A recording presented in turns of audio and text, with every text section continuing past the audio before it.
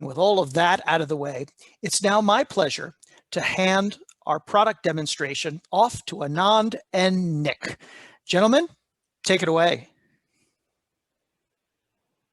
Thank you, Mark. Let me go ahead and share my screen.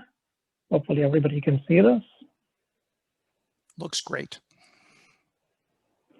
Okay, thanks, Mark, again. And we are excited to be presenting at the AP Automation Summit hosted by the Institute of Finance and Management. As Mark mentioned, in this session, which Tipalti is sponsoring, we will share with you some of the best practices around how you can automate your payables operations using a holistic approach and the benefits that you gain from it.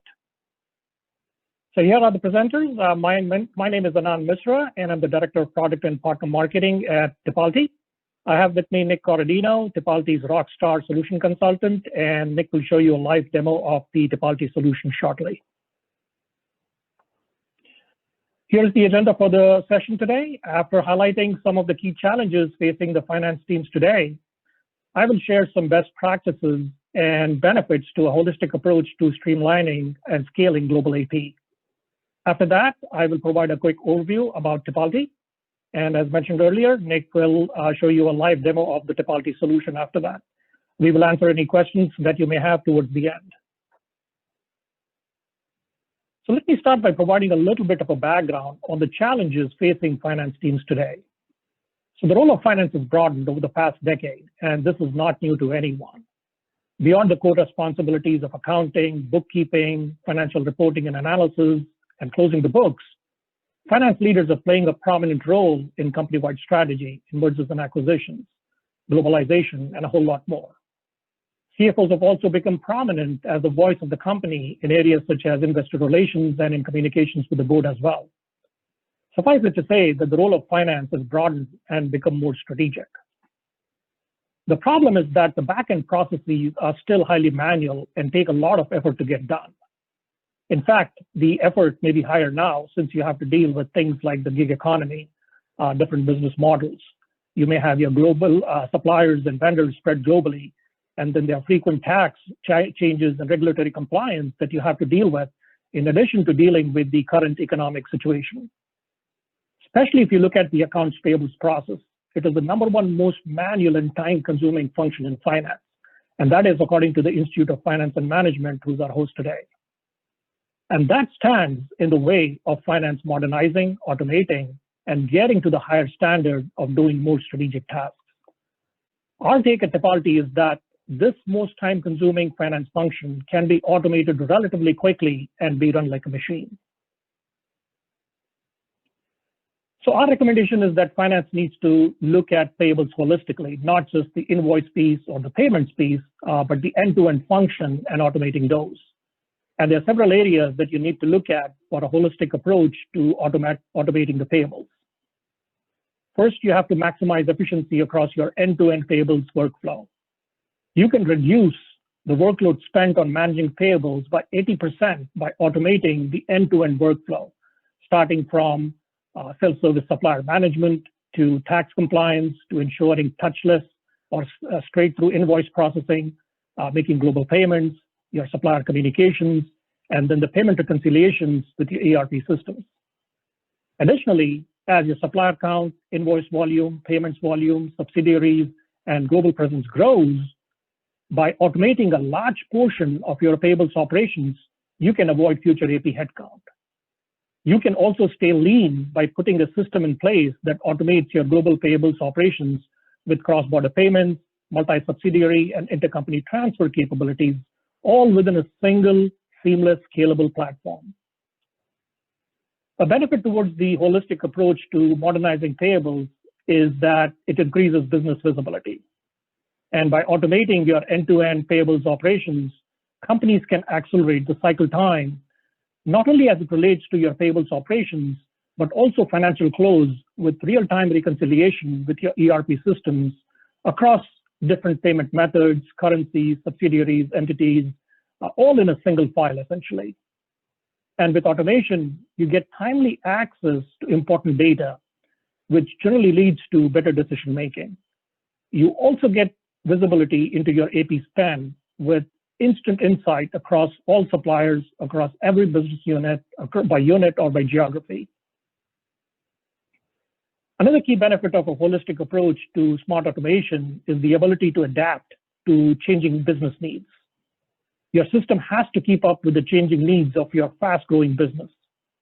As you add suppliers, increase invoice and payments volume, and expand internationally, adding subsidiaries, your system has to be able to handle these complex scenarios. And with the right system in place, companies can focus on business strategy and not on adding solutions, software upgrades, and system integration, which can be a nightmare to maintain and upgrade. The last benefit is smart cost and cash flow controls. With automation, businesses have better insight into their payables operations, leading to better cash flow analysis. And with the right solution in place, you can ensure that your systems and operations are compliant and can prevent fraud and penalties, which are totally unnecessary and avoidable. You have to make sure that your system has enterprise-grade security and two-factor authentication for both the payers and the payees, and that it can segregate by roles using different permissions to drive who can access what information. Businesses can also comply with OFAC and AML regulations and make sure that you don't pay anyone who's on a government watch list somewhere, and basically avoid paying expensive fines and legal bills. The last point on this is to make sure that the highly complex and highly manual process of collecting tax information can be automated and should be automated directly during the onboarding flow. This will help ensure IRS tax compliance and can not only reduce the challenges during the year end, basically when you're collecting WA, W9s, and W8s, but also avoid IRS penalties as well. So hopefully having provided a bit of context on the challenges facing finance teams today and what to look for in a holistic payable solution, I want to give you a quick overview about Tipalti, which is a leading global payables automation solution for fast-growing companies such as yours with hundreds of customers. We take pride in serving our customers and are proud to have a 98% customer satisfaction rate. We transact over 12 billion annually for well over 4 million pays around the world. And we have recently received $150 million in Series E funding, which puts our valuation at about $2 billion. And this is a validation from the market in our business model, but also the confidence that the customers have in our solution. We are a licensed money transmitter and a regulated financial institution, so we are subject to scrutiny and legislation from the US government. If you are wondering what our name Tipalti means, it means we took care of it, which implies that let us take care of your global payables operations, which allows you to free your staff to focus on more value-added activities. This is a Tipalti wheel, which highlights our philosophy that if you put a robust system in place now, you will not outgrow it as you grow. So we provide an end-to-end solution to manage the entire payables operations. And it starts in the top with supplier management, with self-service supplier onboarding, which includes over 26,000 built-in rules and validation to ensure data integrity and clean and error-free payments. And you will see this when Nick shows this demo shortly. We have a KPMG certified tax compliance engine that identifies and collects the correct tax forms, such as the W9s and W8s, and generates 1099 and 1040 US tax prep reports, and also calculates any necessary year-end withholdings as well. The solution, of course, includes invoice processing with OCR technology and machine learning and managed services to ensure touchless or straight-through invoice processing with advanced approvals. We also have 2- and 3-way PO matching if they are PO-backed invoices. Like I stated earlier, we are a licensed money transmitter and pay across 196 countries and 120 currencies with 6 different payment methods. We also do sanction screening to ensure that you don't pay anyone who's on a terrorist watch list or listed as a money launderer somewhere. We have robust AP reporting with more than 20 out-of-the-box reports and real-time multi-entity payment reconciliation with ERP systems such as NetSuite, Intact, and QuickBooks, and we have many more integrations that we are working towards in the upcoming future. NetNow is our built-in early payment solution, and you can generate revenue by paying your suppliers earlier without adding to your workload or impacting your working capital. The one last capability that I want to highlight is our FX or foreign exchange solution that you see into the service foundations below. So you can save time and eliminate risk on foreign exchange or FX conversions with our FX hedging and spot rate transactions as such. So it's ideal for companies with multiple entities or subsidiaries who are global and need payments or funds to be transferred in a different currency. So hopefully that provides you a context of our solution overall. But here are some specific ROI examples from our customers. So Touch of Modern, which is a men's fashion company, went from 6 million in annual revenue to 150 million without adding to AP resources with Tipalti. Zola, which is a wedding registry company handling over 100 million in payments, kept their AP staff at 2 instead of 10 as they have projected. Foursquare, which is a location technology platform, accelerated financial close by 16 days. And Uptake, which is an industrial analytics platform, saved over 600 hours a year and eliminated 2 days of their month-end close process. So hopefully that provided you a bit of a context in terms of the challenges facing finance today and what are the mitigation factors and a little bit about Tipalti solution. And with that, I will hand it over to Nick for a live demo. Nick, take it away. Perfect. Thank you, Anand. In the age of COVID, I'll start with the phrase, can you see my screen? Perfect. Hopefully you can see the wheel here. It's a very similar wheel to what Anand just went through. And I like to start my presentations or my demos with this to show a couple different things. The first, as Anand just went through, the Tipalti platform is very comprehensive, right? There's different modules. And when people think of AP, sometimes they think of the very last step, right? Money changing hands from one account to another when you pay your vendors. But a true and seamless AP function, the process starts much earlier. And that's another reason why I like to share this diagram before we hop in, because I want to focus on 3 areas today. The first being supplier management. And we're going to start at the 12 o'clock and we're going to work our way around the wheel here for a second, sorry. So with supplier management, the goal is to alleviate downstream related payment issues. When you think of a finance team, when everything is going right and everything is going perfect, you're not really going to know. But the moment something goes wrong, that's when the noise will happen.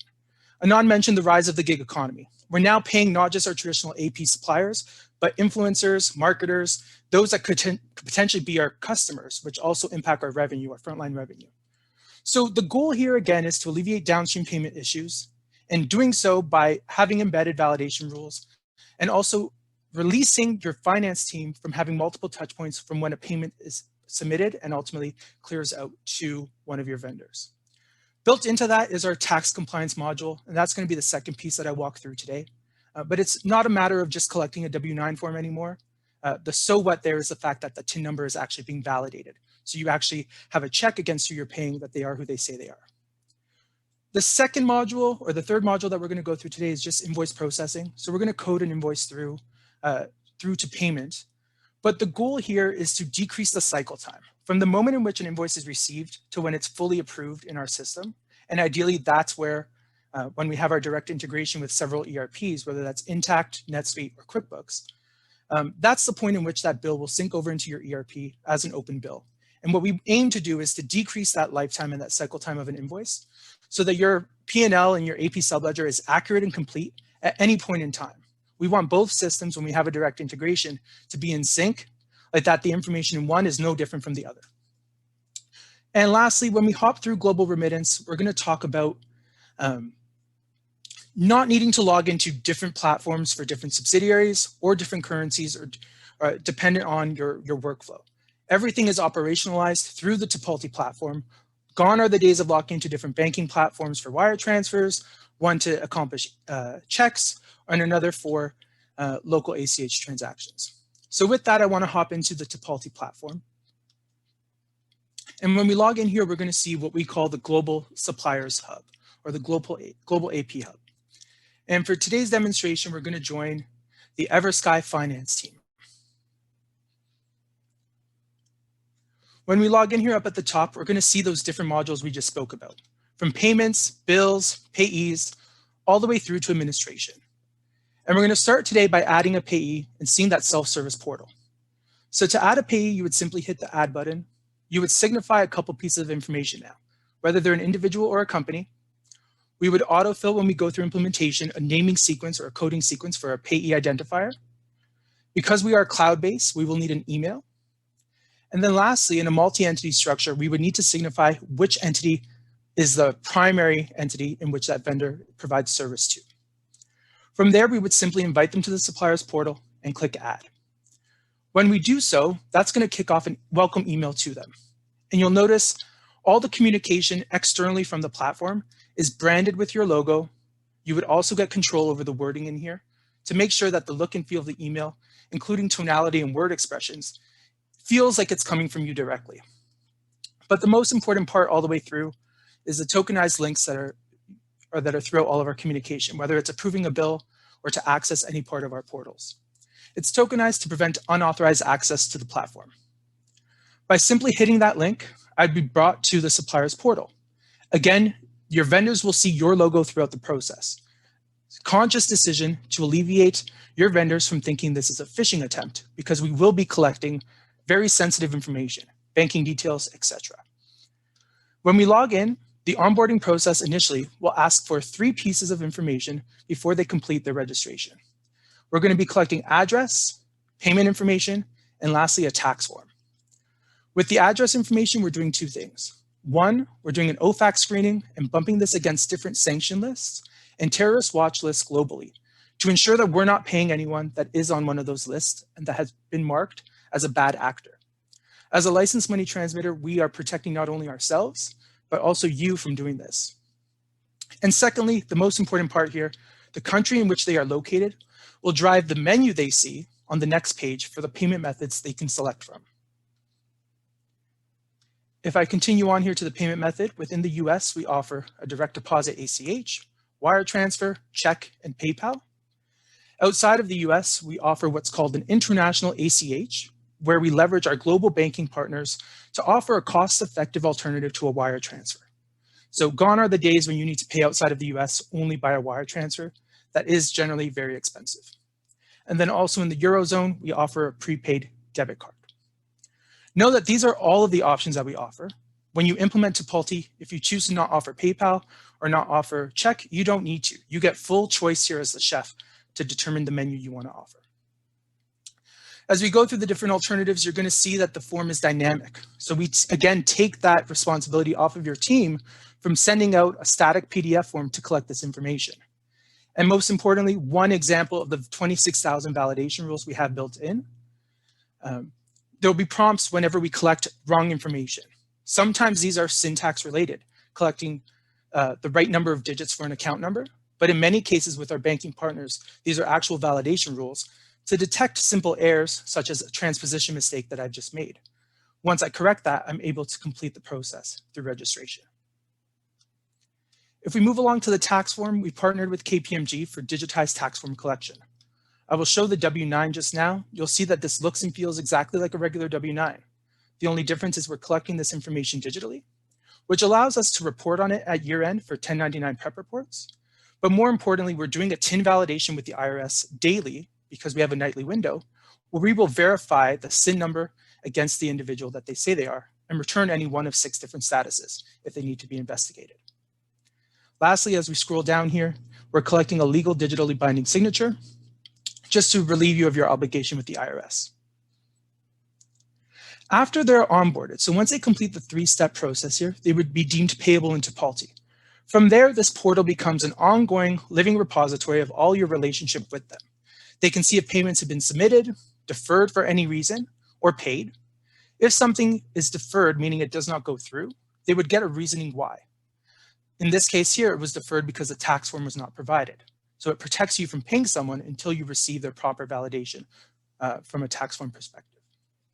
And that's one reason here. They can also see their invoice history. So as they submit invoices, they can see if something's in process, submitted for payment or paid. And then lastly, here at the bottom, they can submit their invoices directly through the platform in any one of these supported formats.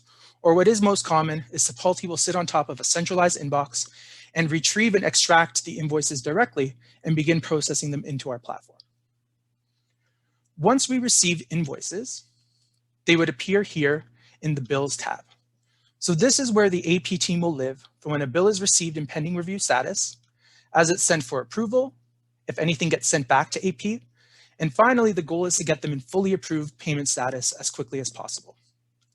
This list is again global. You'll see across many different entities, and you'll see header level information here, depending on the vendor, the invoice date, the due date, and the bill amounts. You can also add different filters. If you wanted to focus on a specific entity first, you're able to do so to compartmentalize your multi-entity segregation.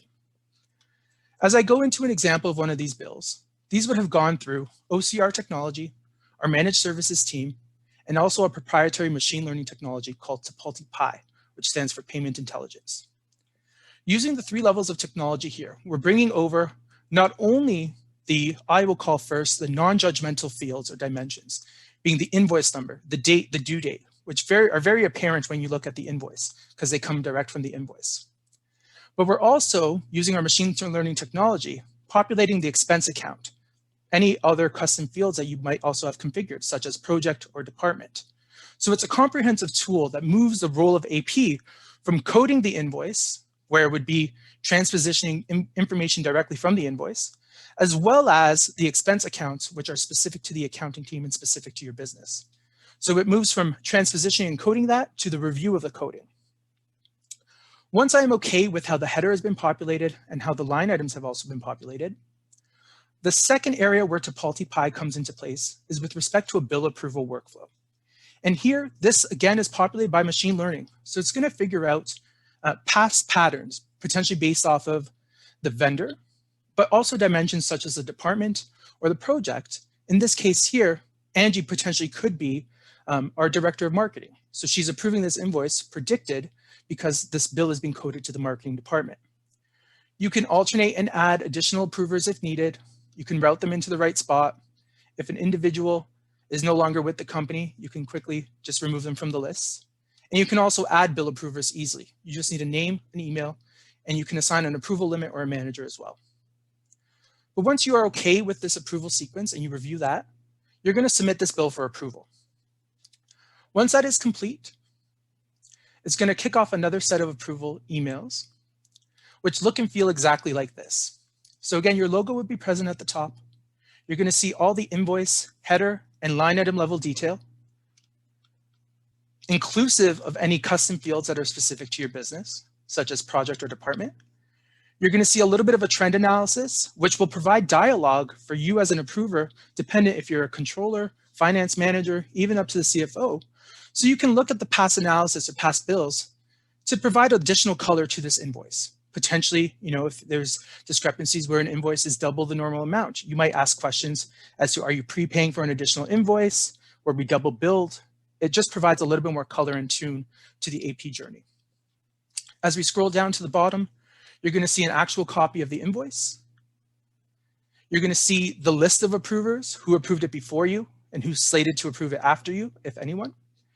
And then directly through the email, there's 4 call to actions. You can approve the bill, update the coding, send it back to AP, or dispute the bill with the vendor.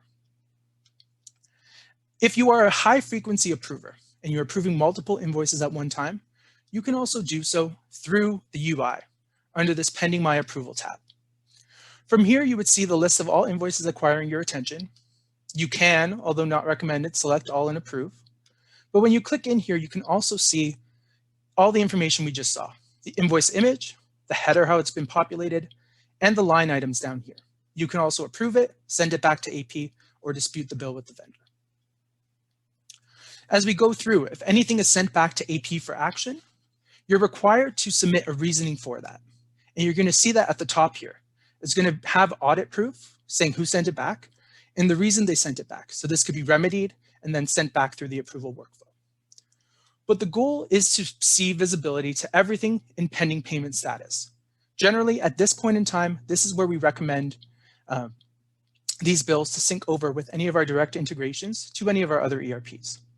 If you were to click into any of these bills, you would see that you are unable to change or alternate the coding, but you see how it's been coded and also who approved it, as well as a copy of the image, and as well, finally, for control purposes, the bill audit.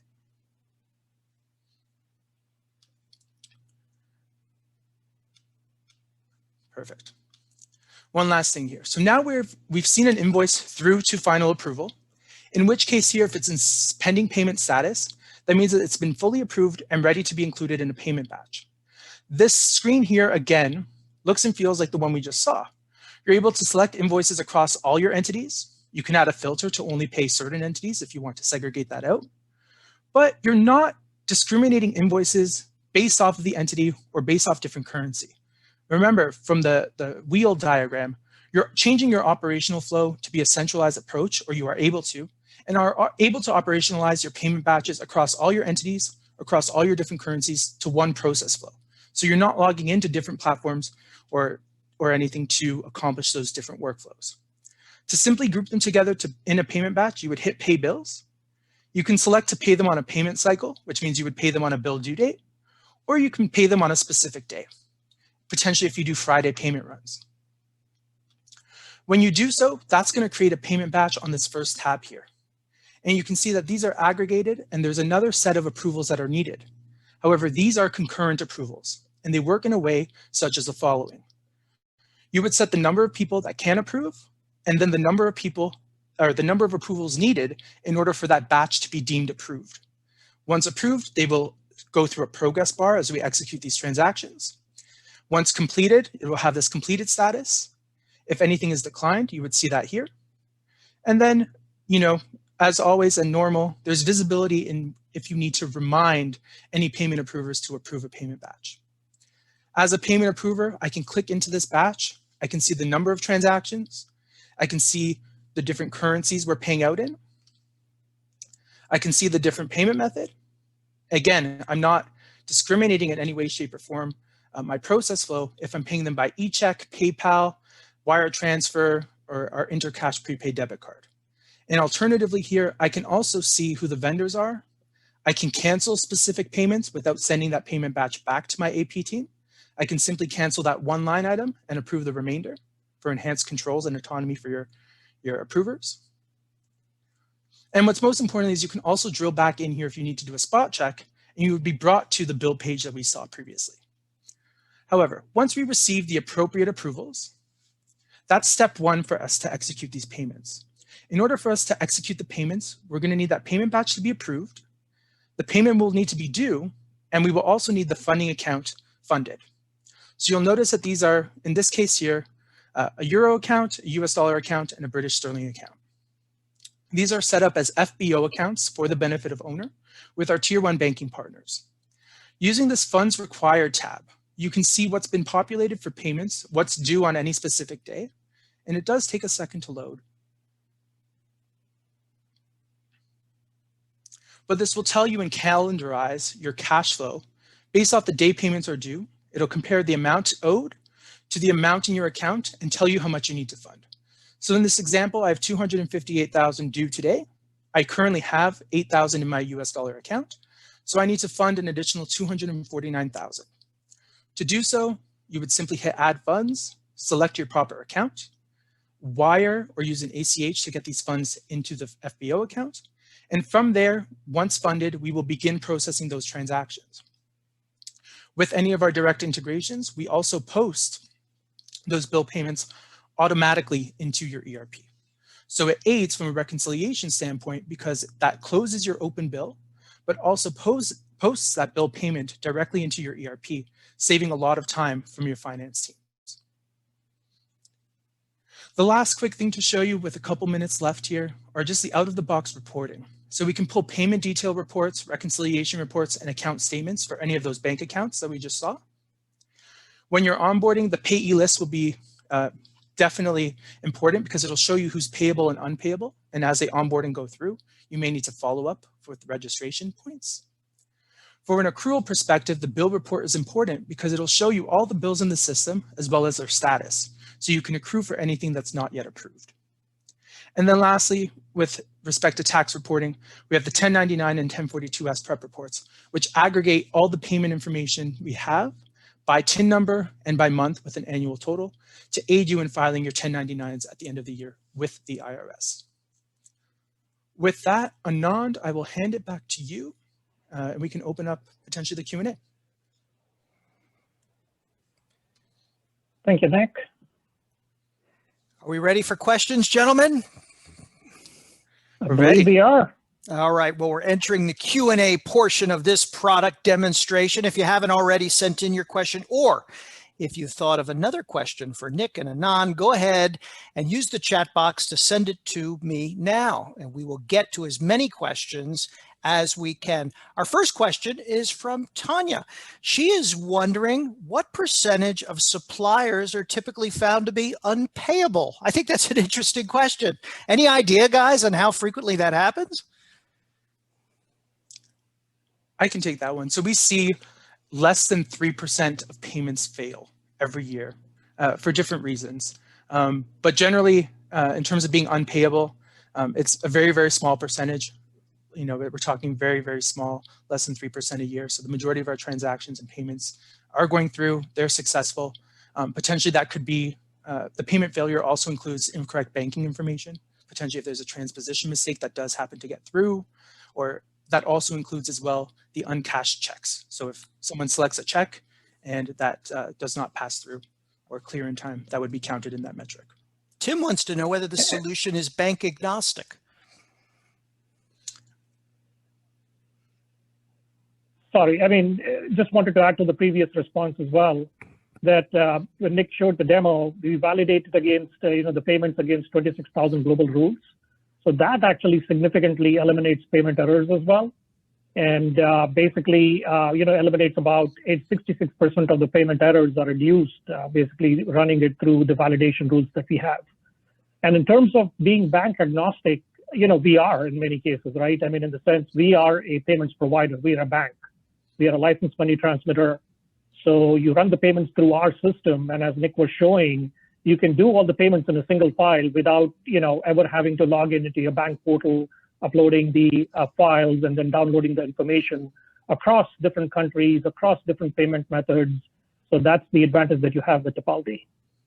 Debbie's wondering whether you can validate the account information provided by a supplier. So you are able, one of the ways you can do so is you can verify yourself. So you would take that on as once someone has completed the registration, you can review at that point in time yourself before you, it's kind of a self-service tool that our customers can take on. Once we've collected that information, if you do need to review anything, you are able to do so as that final step of approval to ensure that you are, you've reviewed the information.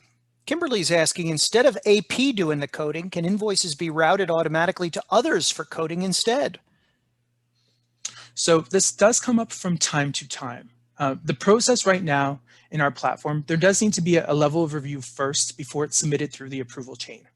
That being said, as it goes through the approval chain, you can set fields that are able to be updated. So if you do send it off to business unit department to, some of the ones that change more frequently could be a department or, sorry, a project or a field like that could change more frequently than, let's say, a GL code. For some reason, for budgeting purposes, if there is a change, you can enable that field to be changed or modified through the approval sequence. But generally, we do see that the process does start with the AP team.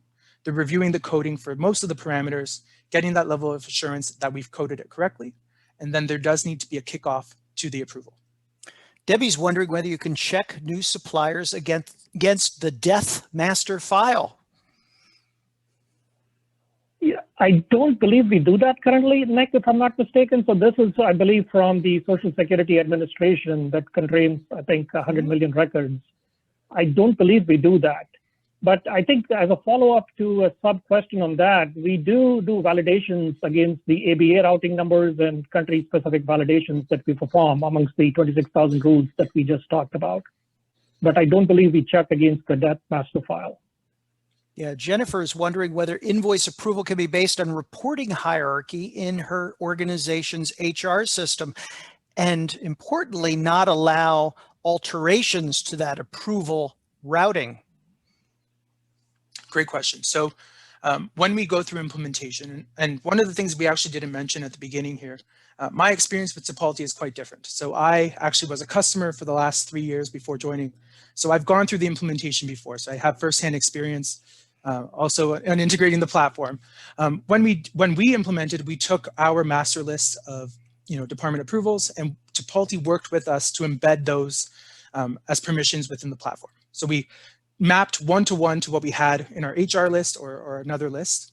But we're also coming out with a very important feature very, very soon called the static approval workflow, where there would be the ability to lock in place not only just an approval hierarchy, but if a field or a bill has been coded to a certain project or department or other attribute, that it will actually populate definitively, without relying on machine learning, who that should go to within that department.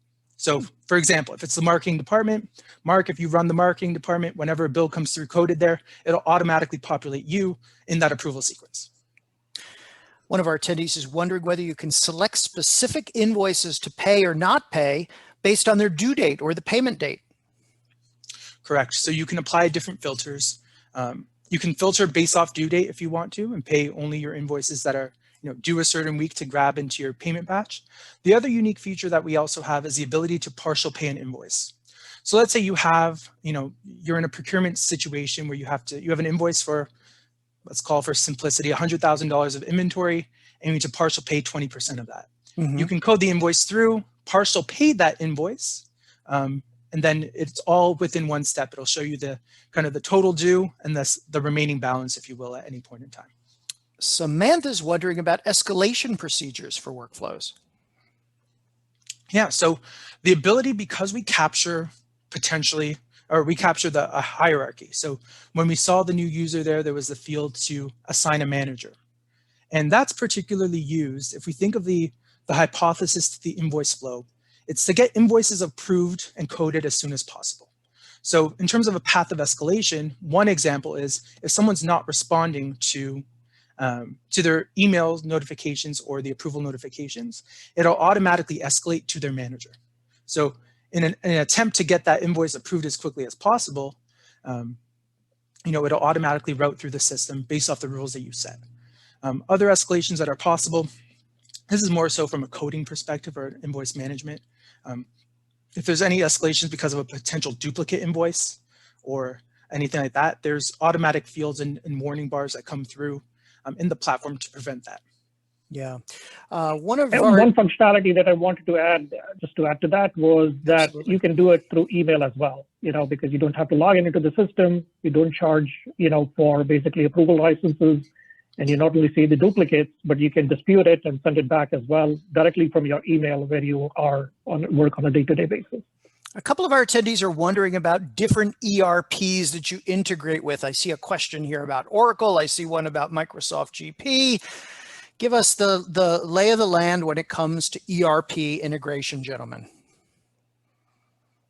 So we have native API integrations with Oracle NetSuite, with Sage Intacct, and with QuickBooks. And we are actively developing integrations with all the Microsoft Dynamics solutions as well, GP, NAV, Dynamics 365. We are currently working, so contact us, and we'll put you, in the channel basically to go through the implementation from that perspective. And there are multiple other ERP implementations through generally, flat file integrations or direct integrations, if you will, we are developing. So actively developing that, and that's a big priority for us. Lori's wondering about what's involved in implementing your solution and what is the average implementation time frame? Yeah, firsthand I can take that because I've gone through it. So it depends on the complexity, right? So we do have different, with certain integrations, we can also enable PO matching. So it really depends on, when we talk about implementation, there's the first aspect, which is, the technical implementation with your ERP, ensuring that there's testing, and making sure that invoices are flowing over, that payments can be run.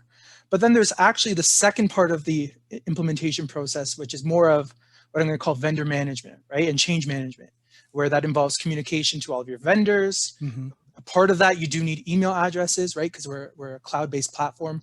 So all in all, generally, we do say between 6 to 8 weeks for implementations. They can be shorter than that if certain products are not in scope and there's not PO matching and you have very clean records. But I would say that's kind of the sweet spot. Dependent, obviously, every integration or implementation will be a little bit different. Right. But that's really generally what we do see. Lauren is asking, does Tipalti file the 1099s for the tax year? And if so, would Tipalti also handle any potential B notices received from the IRS? Great question. So we do not file tax forms with the IRS. So there's a reason for that. In the year where someone would be implementing Tipalti, there's obviously going to be a cutoff period where we wouldn't have handled or executed payments for them, for a portion of that year. Alternatively, there might be throughout a year working with Tipalti some payments that you need to rush out. So regardless of what we do within Tipalti, we need to get that payment out a little bit sooner. So that might be accomplished and paid outside of the platform. Because Tipalti can't provide 100% assurance or completeness, I should say, of all your payments, we do not file with the IRS. What we do are those tax prep reports, which I was alluding to, where it will itemize by TIN number all of the payments that we've executed for you on your behalf.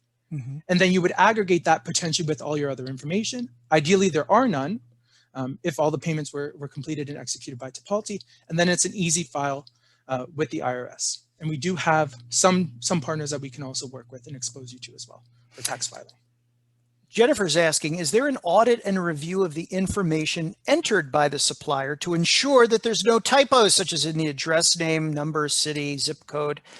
And if so, what is the process if there is a typo that the supplier needs to correct? Yeah, so there's across the entire onboarding process, we showed one example of the validation rules. So there's kind of boxes that will be present there if there's an invalid country or invalid field. Any transposition mistakes, some of them will match directly to a list, right? So it'll detect if there's not a match. For instance, if I spell the United States wrong, it's going to obviously default that it should be the United States, right? Or it'll attempt to do that to escalate that out or to remedy that. That being said, the other part that I do like and I use as a customer was actually reviewing all the information as a final step before they went live or before they were deemed payable. So I could, although I wasn't responsible for collecting, transpositioning the banking information, that was still self-service. We still got all the benefits from that, but it was just another layer that I was reviewing for that specific mistake. And if you can also pull a report to see who registers, let's say by check. So you can also provide, you can kind of do that audit yourself as another layer of reassurance, just to ensure that there are no blatant transposition mistakes. Tammy is and the one advantage, ahead, essentially, just to add, is that since we have the supplier portal 24/7, they can now go and update their information at any time they want, either their banking information or their personal information, anything that is there, they can go and update it in the supplier portal. Tammy is wondering about the percentage of suppliers that are paid electronically through your customer base. Yeah, so although I quoted this number again, but we only see 3% of our payees are adopting a check. So the majority of our payments are electronic. There's different ways that we can work through our implementation to kind of manage that. But generally, within the US, a large portion of our payees, when they register, are choosing that ACH, which is an electronic payment. Colleen is a Sage user. Again, just a quick add on that. So one of the ways we ensure that suppliers are paid electronically rather than by checks is, essentially they can go ahead and select it themselves in the supplier portal if they want to be paid.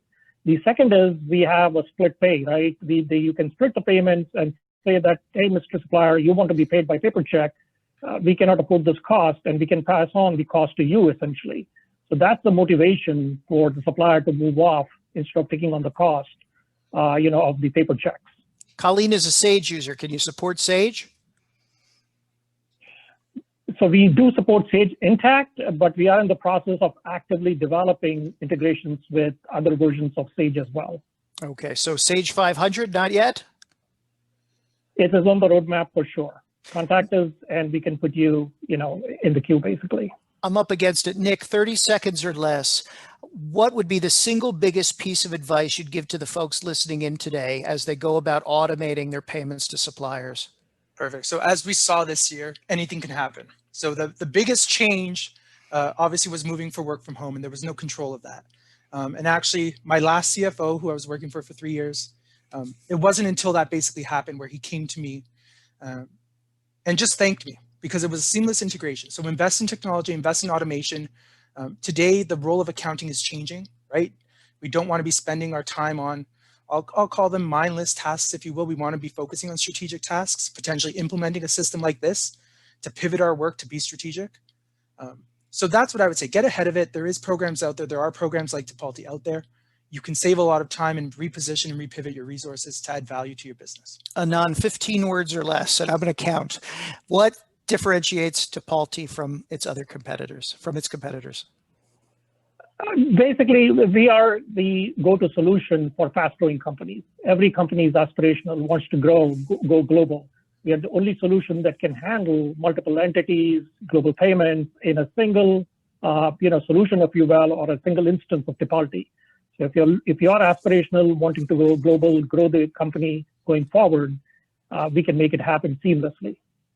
Perfect. That's all the time we have for this product demonstration. I have just a few housekeeping notes to go over before we officially close out. We hope to see you this afternoon at our next product demonstration and peer roundtable discussions, and again tomorrow. And get this, all attendees will receive a free $25 DoorDash gift card tomorrow, and they'll get entered to win one of two $250, you heard me right, Anand, $250 Williams-Sonoma gift cards. So be sure to make some time tomorrow to catch our product demonstrations and kickoff session. Thank you again to Nick and to Anand for an excellent product demonstration. And thank you to all of you for taking time out of your busy day to join us. This session was brought to you by IOFM and sponsored by Tipalti. Talk to you soon. Thank you, Mark. Thank you. See you next.